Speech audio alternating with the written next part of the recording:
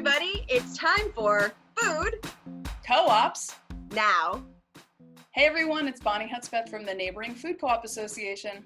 And this is Jacqueline Hanna from the Food Co-op Initiative. And we're here today with a topic I'm so excited about. Our topic today is about how food co-ops create true welcome and serve everyone in the community, not just some people. And Bonnie, I'm very excited to hear. I know you were picking our feature co-op who really embodies this in co-ops, and I'd love to hear who we're going to talk about today. Thanks, Jacqueline. Yeah, I'm really excited to tell the story of Urban Greens Co-op Market today. They're located in Providence, Rhode Island, and they organized for 10 years before opening their doors just over a year ago. So happy first birthday.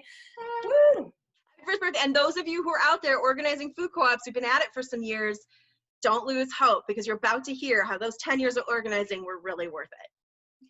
Exactly. And so I just want to give a huge shout out to John Santos, who's their general manager, because he really has brought so much to the co-op around how, when you're designing your store and what you're putting on the shelves of your store, you can really work to welcome and serve your whole neighborhood and community.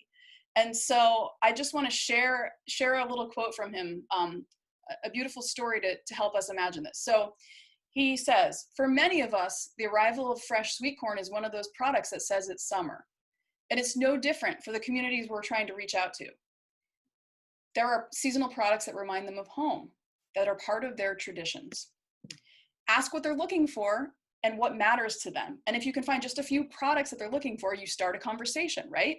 And once you begin that conversation, there's so much to learn. You can have amaranth greens, garden eggs, and bitter melons, Ghana yams, yellow yams, kola nut, all kinds of plantains, and meat cuts that you don't typically find in your food co-op.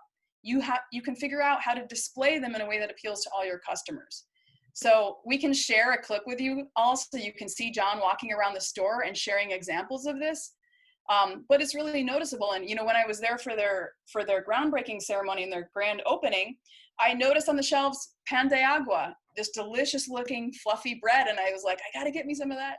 So I took some home to my family and I asked John about it. And John's like, "Oh yeah, of course we have pan de agua, because our Puerto Rican neighbors and community members, this is a really important bread to them. So of course we're going to have them right next to the register to make sure that it reminds them of home and it's something important." That is just gorgeous. I love that. Plus, I love that bread. What else do they do, though? I mean, because the way they do it, every co-op attempts to really serve the entire community. But the way they do it in Urban Greens, only open 1 year, really takes it to the next level. What else do they do to really make that welcome apparent through the food they offer? Yeah, and one example is they do amazing community barbecues. What are communities without having reasons to come together and celebrate? And I know that's a little bit hard these times, but they still are out there on the grill serving up meals. They did a drive-through meal the other week where you could get local grass-fed beef coming from farmers in the region to support the farmers, right? Well, at the same time, serving up meals to the community in a way that's still keeping people safe and healthy. And they've done these community cookouts since they've opened their doors. Well, and something I really love about these cookouts is, grass-fed beef. I'm sure there's a vegetarian option, but then there's something that's very distinctly Northeast, actually very distinctly Rhode Island. What else happens at this cookout? Oh yeah. So recently they've been grilling up some local seafood and making that available to their customers, but it's just beyond what they put on the grill. So when this pandemic started, for anyone who's not familiar with Rhode Island, seafood's a big part of the Rhode Island culture. People love to eat seafood, and there are a lot of locals who fish for their livelihood. So when the pandemic hit, a lot of the restaurants were closed, the stores were closed, and it really hurt the local fishing community, who now had a surplus of fish, right? And at the same time, there's a large immigrant community around Providence who loves cooking with whole fish. And so Urban Greens was like, hey, why don't we create a fish share event with local fisher people and have 5-pound grab bags of a bunch of different kinds of fish and the opportunity to meet Captain Jake. And they framed the whole thing by saying, feed your family fresh fish on any budget. So Yeah. And I love that. I mean, again, this is another example of how co-ops can be creative and they can pivot to serve the community, to make sure that those producers, those farmers, those fishers in the community are well as the people who need the food. They made it financially accessible while helping out producers that were in a crunch, and then providing on top of it something that was very culturally relevant to their community. It's just incredible story to me.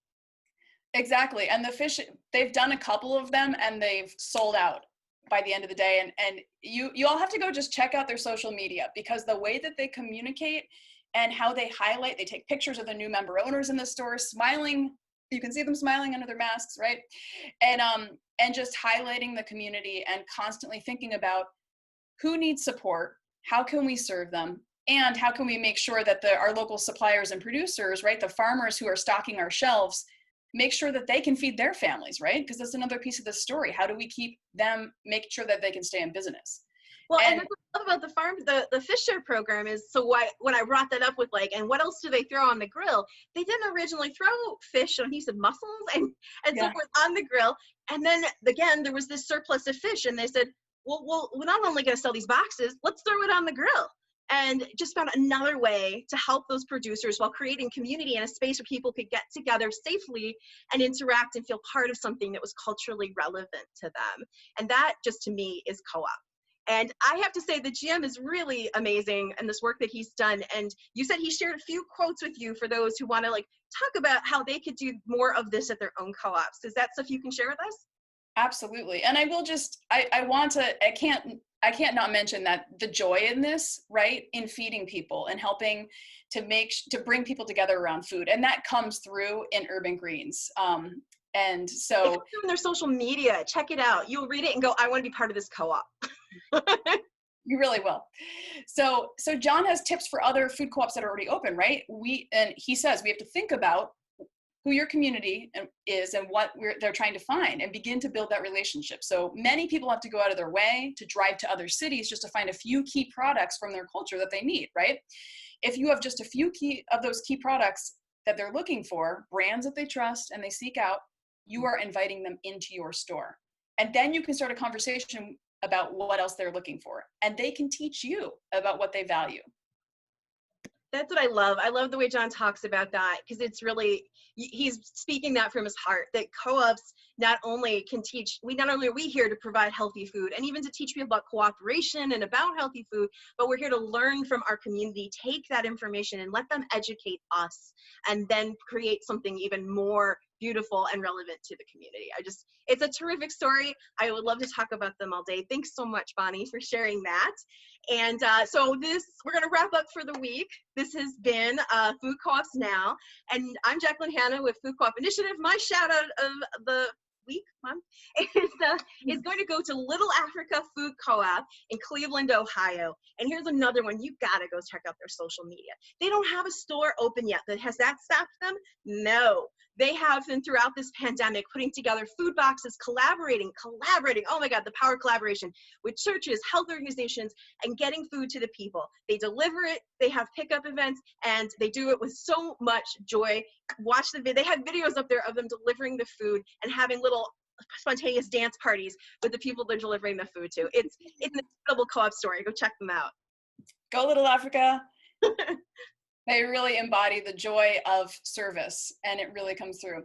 And this is Bonnie Hudspeth from Neighboring Food Co-op Association, and I want to give my shout out to a very rural co-op, Buffalo Mountain Food Co-op in Hardwick, Vermont. And this represents how rural communities have used cooperatives for food security and to serve their community. And Buffalo Mountain Food Co-op has been doing it for over 45 years. Their tagline is food for people, not for profit, and it kind of sums up how they've served their community. And they've partnered with people in their community and other organizations to create a vibrant local food system as sort of the basis of their communal strength and resilience through hard times.